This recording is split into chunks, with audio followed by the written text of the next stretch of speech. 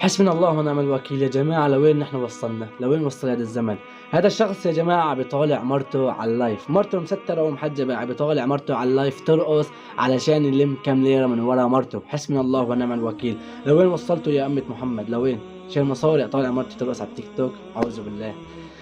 حسبنا الله ونعم الوكيل. ولكن قبل ما تشوف الفيديو لا تنسى تحط لك هذا الفيديو عشان اشوف كم شخص ما بريد هذا الشيء اللي عم يطلع على التيك توك. حط لك عشان اعرف انه انت مهتم لهدول الفيديوهات. تابع. على كل واحد بيحب يتورط.